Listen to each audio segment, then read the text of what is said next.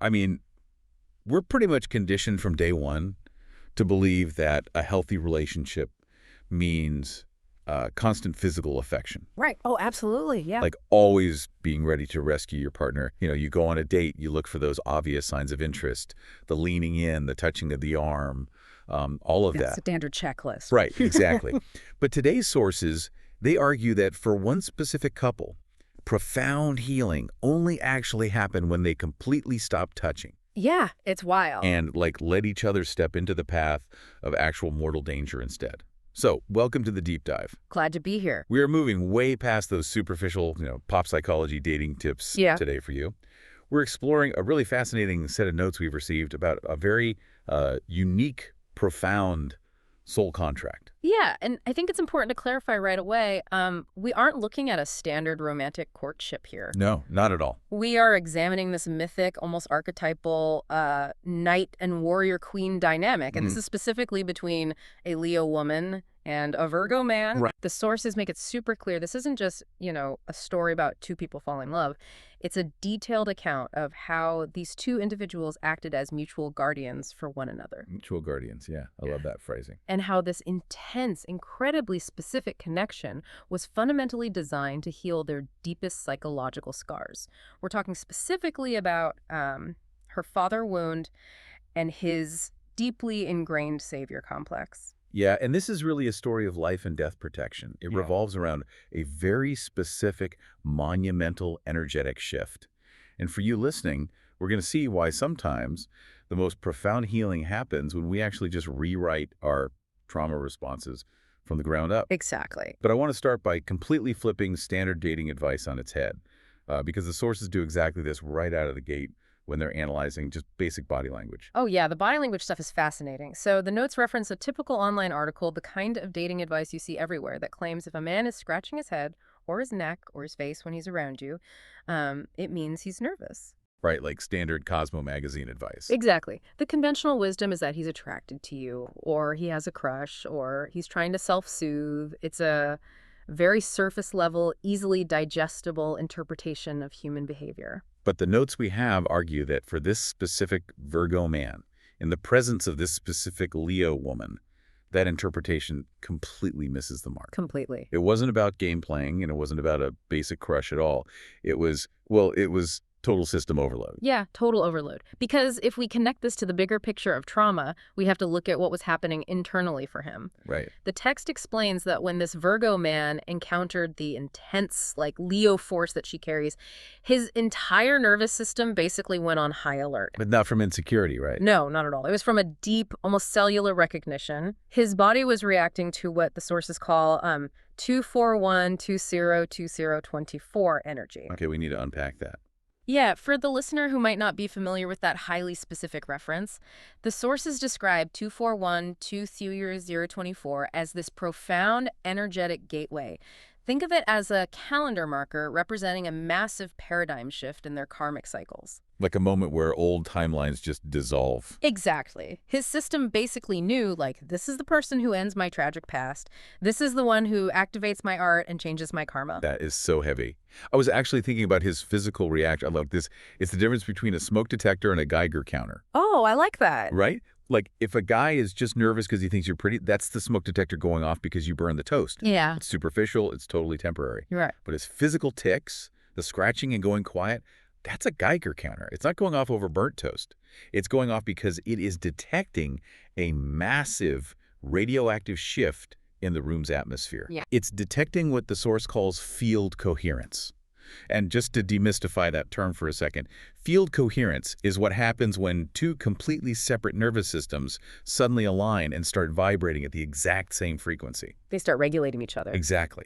He is trying to ground himself physically while his soul is basically asking, can I hold this much truth without disappearing into my old savior habits again? That analogy perfectly captures the internal stakes. And we have to look at how that Geiger counter reaction landed on the Leo woman, too. Right, because she's watching all this happen. Yeah, she is watching this man fidget and scratch, but she isn't watching through the lens of, a teenager wondering if a boy likes her. She is scanning for safety through the lens of a profound father wound. Which changes everything. It changes everything. Her trauma brain is forced to process his nerves, and it has to choose between two completely different interpretations. Yeah, her trauma brain is forcing a comparison between an old survival pattern and this terrifying new possibility. Right. So the old pattern, driven by her trauma, says he's nervous, which means he's hiding something. He's lying. Men can't be trusted. Exactly. He will eventually leave or hurt me, just like the others. But the new pattern, the healing pattern, says he's nervous, which means this is real for him too. He isn't performing a role. He's human. And maybe, just maybe, he won't vanish or die like Dad did. Wow. If you're listening to this and you've ever had a trauma response triggered by someone just being fidgety or anxious, you know how exhausting that hypervigilance is? No, it's draining. So if he scratches his neck, she isn't evaluating his attractiveness at all. She is evaluating her own physical and emotional safety. Like, did she feel safer or less safe? Did she lean in or push away? Yeah.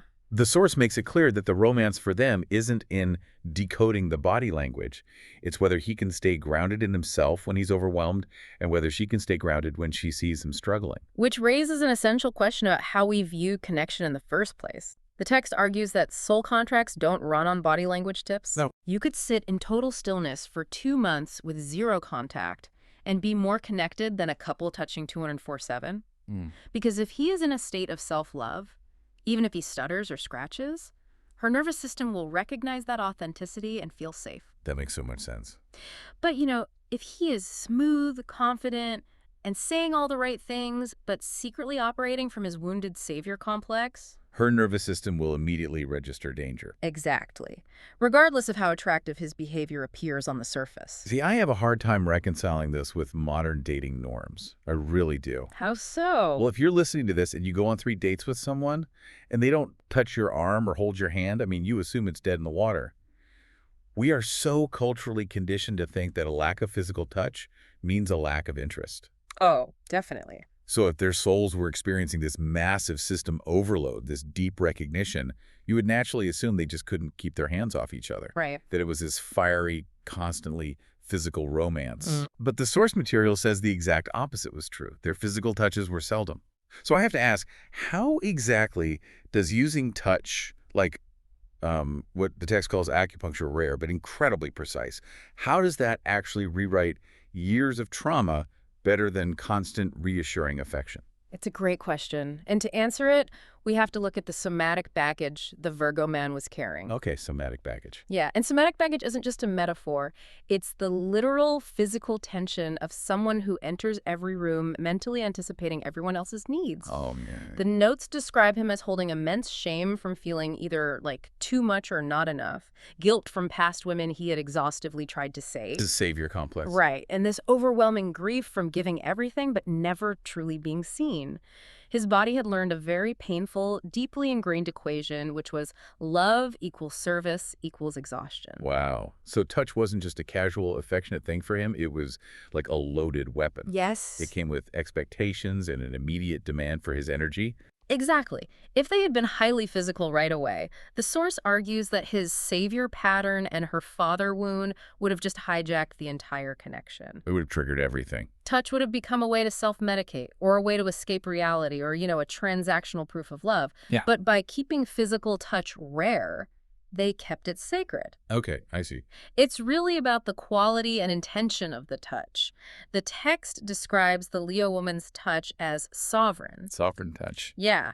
When she touched him, it was entirely non-transactional. She wasn't touching him to siphon his energy, and she wasn't touching him to secure him or make him fix her internal anxieties. Right. She was essentially communicating with her body, I see you, and I don't need you to be anyone but you. That completely flips the script on how we use physical affection to seek validation. I don't need you to be anyone but you. Right. And for a man whose entire nervous system believes he has to earn love by serving and fixing, receiving a touch that demands absolutely nothing in return, I mean, that is earth-shattering. It really is. It signaled to his nervous system that he was finally safe.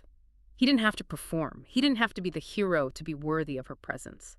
That single, present, non-demanding touch does more to rewrite that love equals exhaustion trauma than 1,000 needy hugs ever could. Because it was economical. Exactly. It gave him exactly the medicine he needed to heal without creating a new dependency. Okay, so we have this foundation built on quiet, rare, non-transactional touch. They establish a feeling of safety in the calm.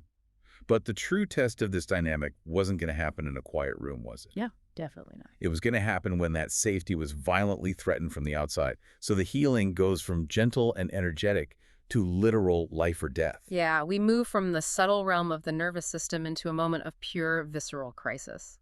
The source details a terrifying event in the past where this Leo woman literally jumped in front of an attacker to shield the Virgo man. Which is just incredible. She put her own body between him and a mortal threat.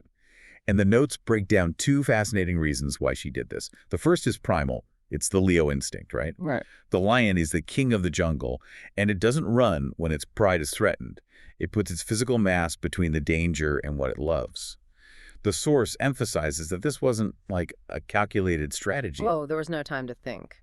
Her body moved before her mind could even process the math of the situation. Yeah. It wasn't standard girlfriend behavior, it was guardian behavior. And the second reason is where the psychological depth really hits, and it circles back directly to her father wound. Right, the father wound. The text explains that she was completely powerless to stop whatever took her father's life in the past.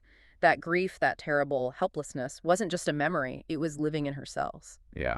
So when the universe suddenly presented her with a second chance, a man she deeply loves, standing in the path of mortal danger, her trauma basically screamed, "Not again." She took the role she couldn't take with her dad. She became the shield. Exactly. Her deepest fear was that he would die and leave her, just like her father did. So when death was actually in the room, she chose her own destruction over losing him. Because surviving him would have been worse. She decided, if someone dies here, it's me. Because the pain of surviving him, of repeating that core trauma, would have destroyed her anyway. That is the ultimate mask-dropping act of love. No ego, no triggers, just fierce primal devotion. Imagine you've been a professional bodyguard your whole life. You were always the one scanning the crowd, always the one carrying the burden of protection, always the one ready to take the bullets, your entire identity. Yeah. And then one day, a threat appears, and the person you are supposed to be protecting aggressively shoves you out of the way and takes the bullet for you. It would break your brain. The sheer shock to your system would completely dismantle your reality. Think about what that does to a person on the receiving end who has a chronic savior complex. Well, his savior complex was shattered in reverse. He was entirely accustomed to being the protector, right? Yep. The one who jumps in front of the danger to prove his worth. Always being the hero. Always.